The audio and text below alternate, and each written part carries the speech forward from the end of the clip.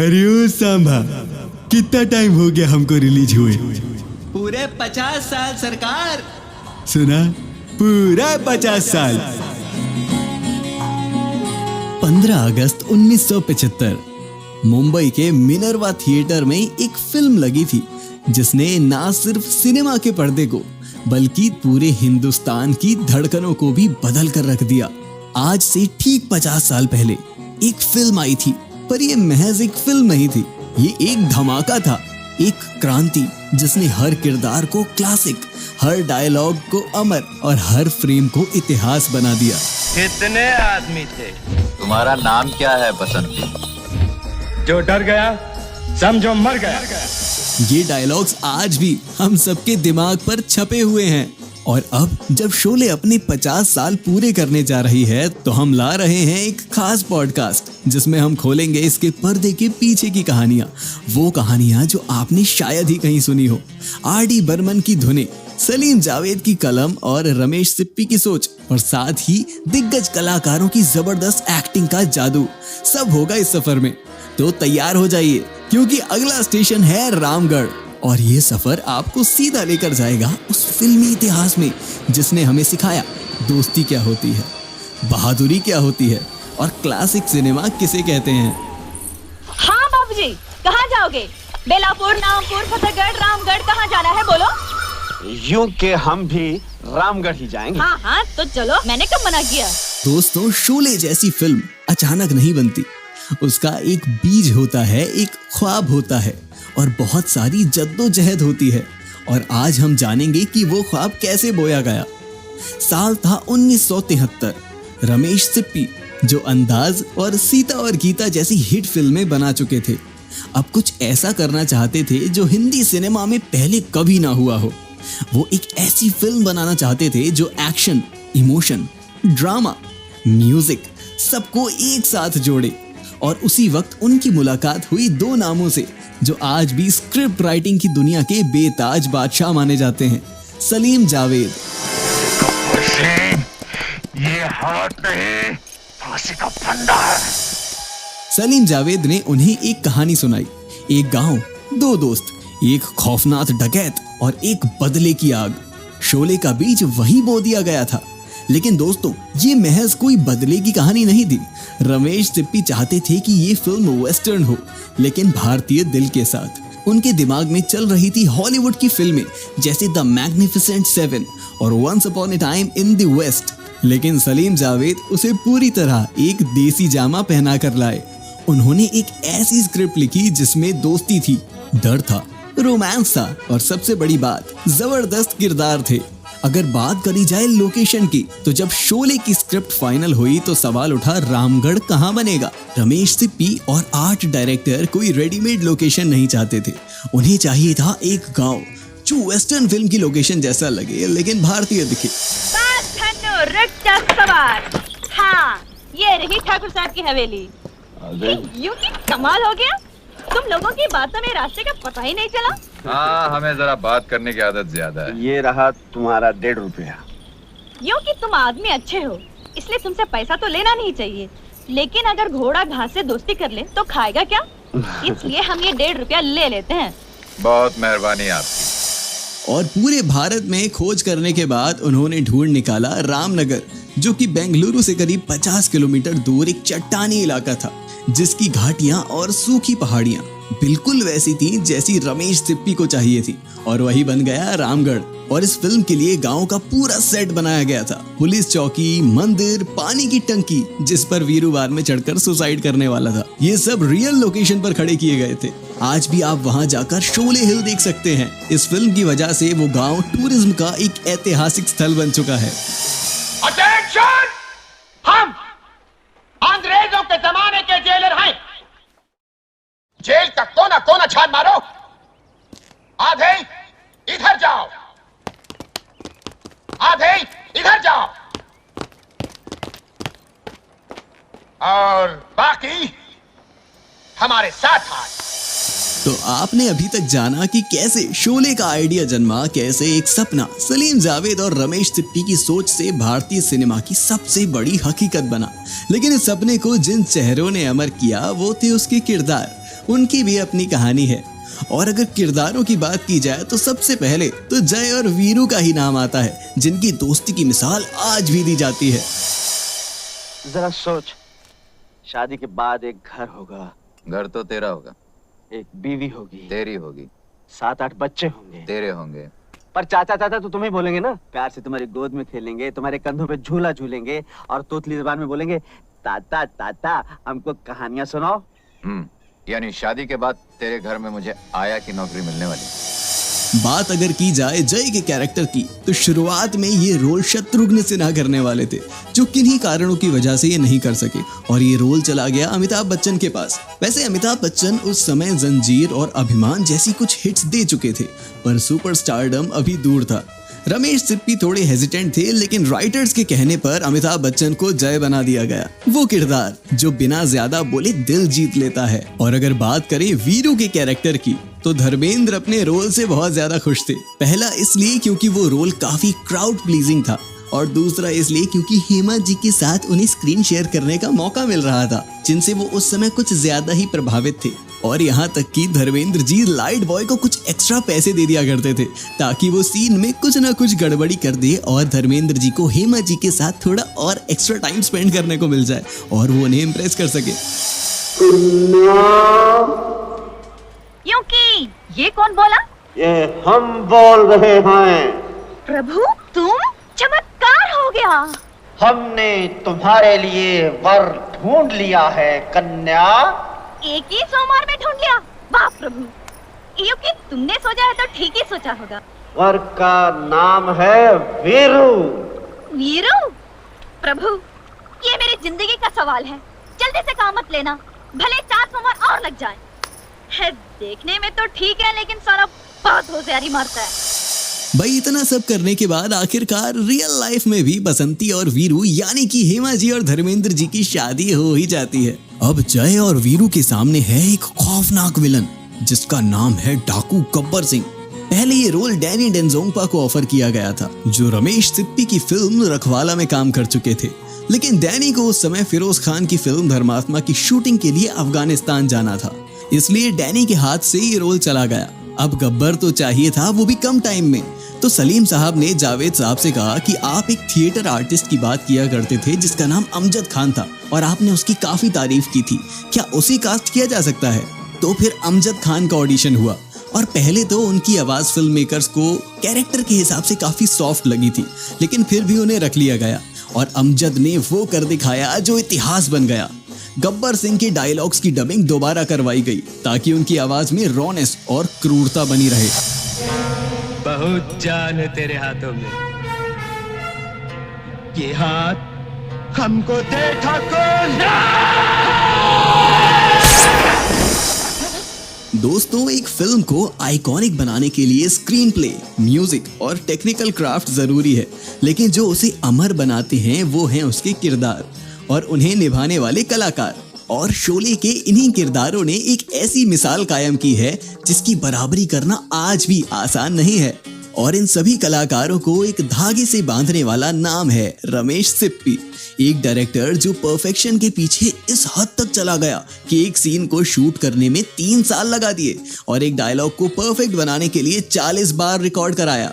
दोस्तों, अमिताभ बच्चन ने खुद इस किस्से को बताया था एक पब्लिक इवेंट में।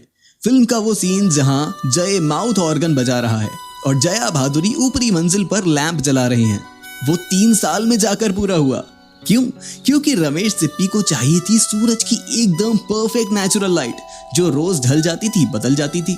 लेकिन रमेश जी नहीं बदले, उन्होंने कह दिया जब तक मुझे वो रोशनी नहीं मिल जाती जो मैं देखना चाहता हूँ, मैं कैमरा रोल नहीं करूंगा। और इसी फैसले ने इस सीन को विजुअली आइकॉनिक बना दिया। कोई डायलॉग नहीं, सिर्फ आर.डी. बर्मन की एक धुन, सूरज की ढलती रोशनी और खामोशी का मेल। इसी परफेक्शन का दूसरा किस्सा है जब गब्बर के एक डायलॉग में 40 टेक लग गए। कितने आदमी थे? सरदार, 2 आदमी थे। वो 2 थे और तुम 3, फिर भी वापस आ गए खाली हाथ। क्या समझ कर आए थे कि सरदार बहुत खुश होगा, शाबाशी देगा? क्यों? लेकिन क्या आप जानते हैं इस एक लाइन को रिकॉर्ड करने में 40 टेक लग गए थे। क्यों? क्योंकि रमेश सिप्पी चाहते थे कि उसमें वो डर हो, वो थ्रिल हो, वो रुक रुक के बोलने वाला साइकोलॉजिकल टेंशन हो, जिससे गब्बर बन जाए बॉलीवुड का सबसे खौफनाक विलन। और अमजद खान ने हर टेक में कुछ नया किया, जब तक डायलॉग बन नहीं गया सिनेमा का इतिहास। दोस्तों, शोले फिल्म हिट होने में इसी परफेक्शन का बहुत बड़ा हाथ है।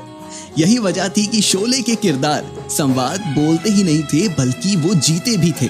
हर फ्रेम में जो परफेक्शन है वो कैमरा का नहीं, एक डायरेक्टर के विजन का नतीजा है। गब्बर कौन था?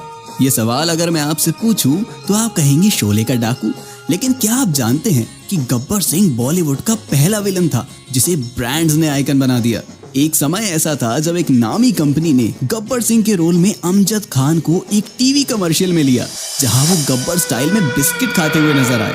अरे ओ कालिया, कहां से मेरे लिए क्या ला रहे?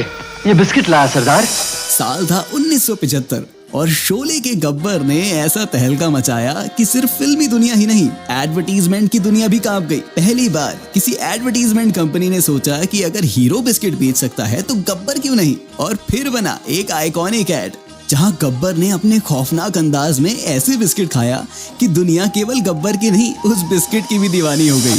गांव का हर बच्चा जानता है कि गब्बर की असली पसंद क्या है, असली चीज, समझे? ये पहला ऐसा मौका था जब किसी विलन को एडवर्टीजमेंट में लीड कैरेक्टर बनाया गया था। इससे पहले सारे एड्स सिर्फ हीरोइक या क्यूट इमेजेस पर आधारित होते थे, लेकिन गब्बर के एड ने ये साबित कर दिया कि अगर किरदार दमदार हो तो नेगेटिव किरदार को भी लीड रोल मिल सकता है। इस एड के बाद कई एफएमसीजी कंपनीज ने अपने एड्स में गब्बर के डायलॉग्स का कंटेक्स्ट लेना शुरू कर दिया। शोले से पहले अमजद खान एक अनजान नाम थे। इस फिल्म के बाद न सिर्फ हिंदी फिल्मों के सबसे यादगार विलन बने, बल्कि वो मार्केटिंग और पॉप कल्चर का भी एक चेहरा बन गए थे। और यही था गब्बर का कमाल, एक ऐसा किरदार जिसने सिनेमा से निकलकर विज्ञापन की भाषा बदल दी। आप यकीन नहीं करेंगे, जिस फिल्म को आज हम सबसे बड़ी ब्लॉकबस्टर कहते हैं, उसके पहले कुछ दिन ऐसे थे जहां उसके डायरेक्टर और राइटर्स को लगने लगा कि फिल्म फ्लॉप हो गई है। और ये किस्सा किसी और ने नहीं, खुद महानायक अमिताभ बच्चन ने सुनाया है। जब फिल्म रिलीज हुई तो जितनी आशाएं थी वो उसके मुताबिक नहीं चली। थोड़ी सी घबराहट भी हुई, क्योंकि ये बहुत ही बड़ी फिल्म थी, कई सालों से बन रही थी, बजट से ऊपर चली गई थी। शोले रिलीज हुई 15 अगस्त 1975 को, लेकिन पहले 2 दिन थिएटर्स में सन्नाटा था, कोई जोरदार रिस्पांस नहीं आया। रमेश सिप्पी और सलीम जावेद साहब खुद अमिताभ बच्चन के घर पहुंचे, चेहरे पर चिंता, दिल में बेचैनी। वो बोले, भाई साहब गड़बड़ हो गई, पिक्चर चली नहीं है, फ्लॉप हो गई है। फिर तीनों बैठ गए, सोचने लगे क्या गलती हुई है। बहुत बातें निकली, लेकिन एक बात सबसे भारी पड़ी, विधवा पुनर्विवाह यानी विडो रीमैरिज का एंगल। फिल्म में जय का कैरेक्टर मर जाता है और राधा फिर एक बार अकेली रह जाती है। पहले उसका पूरा परिवार गब्बर ने खत्म कर दिया था, और अब जिसे उसने चुपचाप चाहा वो भी चला गया। सिप्पी साहब और राइटर्स को लगा शायद यही बात है जो लोगों को बहुत भारी लग रही है। इतनी ट्रेजेडी क्यों? क्या राधा को कभी खुशी नहीं मिल सकती? एक जो उसका एक दृष्टिकोण था वो ये कि विडो रीमैरिज एक ऐसा समय बन रहा है जहाँ पर हो सकता है कि एक विधवा का दोबारा जीवन जो है वो संवर जाए, वो भी आपने उसको हटा दिया।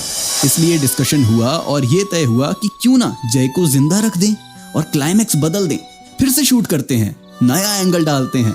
बेंगलुरु के एक डिस्ट्रीब्यूटर ने कहा कि आप रात में आ जाइए, शनिवार को शूट करेंगे और रविवार तक नया वर्जन थिएटर में डाल देंगे। सोमवार को देखिए क्या रिस्पॉन्स आता है। टीम तैयार हो गई, सबने सोचा चलो एक आखिरी कोशिश करते हैं। लेकिन जैसे ही गेट तक पहुंचे, रमेश सिप्पी मुड़े और बोले, यार सोमवार तक रुक जाते हैं, देख लेते हैं क्या होता है। और फिर जो हुआ वो था चमत्कार। रमेश सिप्पी थिएटर पहुंचे और वहां के स्टॉल्स वालों ने उनसे कहा कि भाई साहब आपकी वजह से हमारा बहुत नुकसान हो रहा है। तो रमेश सिप्पी को लगा कि यार लगता है फिल्म चली ही नहीं। तो उन्होंने स्टॉल वालों से पूछा कि क्यों भाई, क्या हो गया? तो स्टॉल वालों ने कहा कि लोगों को फिल्म इतनी पसंद आ रही है कि इंटरवल में भी लोग थिएटर की स्क्रीन से चिपके हुए हैं और हमारी बिक्री ही नहीं हो रही है। जी हाँ, सोमवार को शोले हाउसफुल हो गई और फिर रुकी ही नहीं। कई बार जिंदगी में हम भी सोचते हैं कि सब खत्म हो गया है, लेकिन बस एक सोमवार की देर होती है और फिर कहानी बदल जाती है। शोले की ये कहानी हमें सिखाती है सिनेमा में भी और जिंदगी में भी कभी हार मत मानो। देखिए, बात अगर शोले फिल्म की जा रही हो और जय और वीरू की दोस्ती का जिक्र ना हो, ऐसा कैसे हो सकता है। आज भी लोग अपनी दोस्ती की मिसाल इन्हीं के नाम पर देते हैं कि भाई हमारी दोस्ती तो जय और वीरू की दोस्ती जैसी है। तभी तो जय वीरू का रिश्ता लेकर बसंती की मौसी के पास चला जाता है और रिश्ते की बात कुछ इस ढंग से करता है कि सुनने वाले की हंसी ही नहीं रुकती। लड़के का खानदान क्या है, उसके लक्षण कैसे हैं, कमाता कितना है? कमाने का तो यह है मौसी कि एक बार बीवी बच्चों की जिम्मेदारी सर पे आ गई तो कमाने भी लगेगा। तो मैं ये रिश्ता पक्का समझूं? पक्का? भले सारी जिंदगी लड़की कुंवारी बैठी रहे, लेकिन मैं ऐसे आदमी से बसंती को नहीं ब्याहने वाली। सगी मौसी हूँ, कोई सौतेली माँ नहीं। अरे अरे मौसी जी, मना मत करिए वरना वीरू अपनी जान दे देगा। लीजिए, चढ़ गया ना टंकी पर। कूद जाऊंगा, फंस जाऊंगा, मर जाऊंगा। हट जाओ।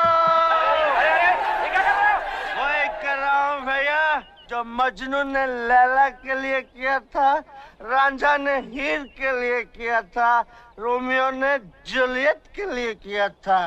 Suicide, suicide.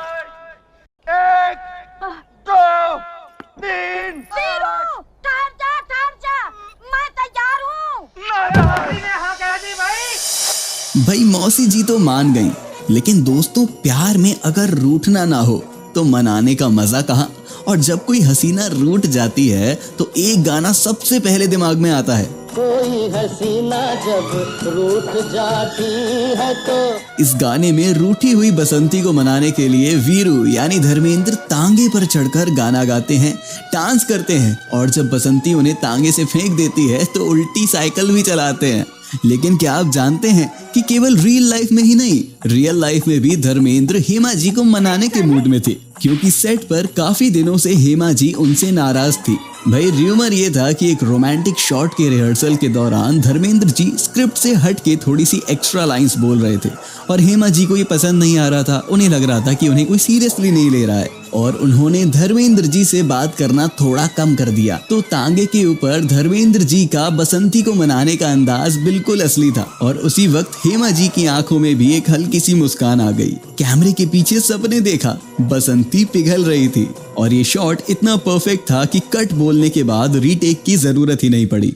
और अगर शोले फिल्म के आइटम सॉन्ग की बात की जाए तो इसके पीछे भी बड़ी इंटरेस्टिंग कहानी है। असल में आर.डी. बर्मन ये गाना किसी फोक आर्टिस्ट या किसी प्लेबैक सिंगर से ही गवाना चाहते थे, लेकिन एक बार क्या होता है कि रमेश सिप्पी को ये गाना सुनाने के लिए आर.डी. बर्मन एक स्क्रैच वर्जन अपनी ही आवाज में रिकॉर्ड करते हैं और ये वर्जन सुनने के बाद रमेश सिप्पी कहते हैं कि भाई पंचम, ये गाना तो तुम्हारी ही आवाज में बढ़िया लग रहा है, ये जो रॉनेस है ये किसी और की आवाज में है ही नहीं। तो फिर आर.डी. बर्मन का ये स्क्रैच वर्जन ही फाइनल वर्जन बन गया।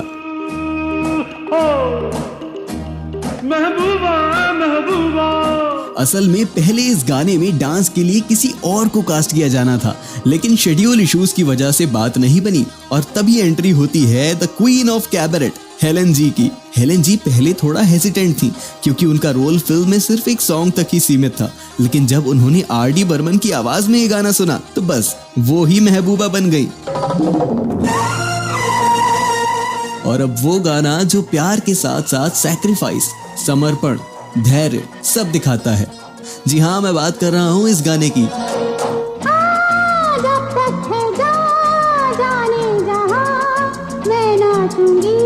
इसमें गब्बर ने वीरू को कैद किया हुआ है, बांध कर रखा है और बसंती से कहता है, जब तक तेरे पैर चलेंगे उसकी सांस चलेगी, तेरे पैर रुके तो ये बंदूक चलेगी। और बसंती के पैर चलते ही रहते हैं, चाहे उसके पैर के नीचे कांच के टुकड़े ही क्यों न फेंक दिए गए हों, वो कड़ी धूप में नाचती रहती है। अब इस गाने के पीछे की कहानी ये है कि हेमा जी चाहती थी कि ये गाना नवंबर दिसंबर के टाइम पे शूट हो ताकि मौसम तब थोड़ा ठंडा हो और हेमा जी को कड़ी धूप में ना नाचना पड़े, लेकिन रमेश सिप्पी अड़े रहे। उन्होंने कहा नहीं, मुझे तो ये धूप वाला ओरिजिनल सीक्वेंस ही चाहिए और बसंती को वाकई में कड़ी धूप में नाचना पड़ा। रमेश सिप्पी के इसी परफेक्शनिज्म की वजह से ये गाना भी आइकॉनिक बन गया। शोले फिल्म के सभी गाने इतने पॉपुलर हुए थे कि सन 75 में ही नहीं, सन 1976 में भी ये गाने सबसे ज्यादा सुने गए।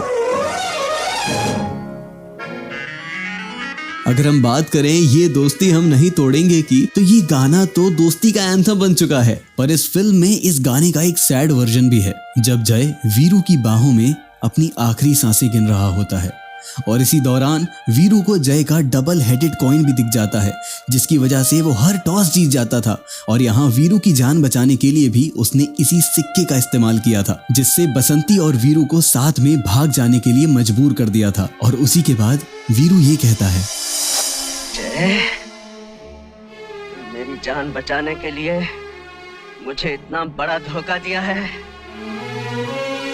मैं भी तेरे खून की कसम खाकर कहता हूँ, एक एक को चुन चुन के मारूंगा, चुन चुन के मारूंगा। गब्बर सिंह आ रहा हूं मैं।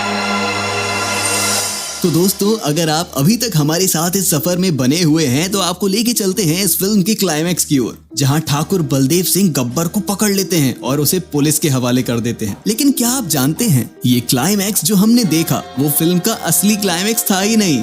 असल में रमेश सिप्पी ने एक और वर्जन शूट किया था, जहां ठाकुर अपने पैरों से गब्बर को मार मार कर खत्म कर देता है और अपना दर्द से भरा बदला पूरा करता है। लेकिन ये एंडिंग कभी थिएटर्स तक पहुंची ही नहीं। क्यों? क्योंकि सामने खड़ा था सेंसर बोर्ड और इमरजेंसी का डर। इमरजेंसी के दौरान निर्णय लिया गया था सेंसर से कि आप कानून को अपने हाथ में नहीं ले सकते हैं। व्यक्तिगत रूप से कोई भी न्याय जो है अपने हाथों से नहीं कर सकता है, या जैसे कि शोले में था अपने पैरों से नहीं कर सकता है। फिर शायद सेंसर ने कहा नहीं, यहाँ पर आपको इसको पुलिस के हवाले करना होगा। शोले रिलीज हुई 15 अगस्त 1975 को और तब देश में लगी थी इमरजेंसी, जहां प्रेस की आजादी, फिल्मों की स्क्रिप्ट और डायलॉग्स सभी पर सरकार की नजर थी। सेंसर बोर्ड ने दो बातें साफ कह दी थी, कोई भी एक्शन सीन 60 सेकंड से लंबा नहीं होगा और कोई भी किरदार न्याय या कानून को अपने हाथ में नहीं ले सकता।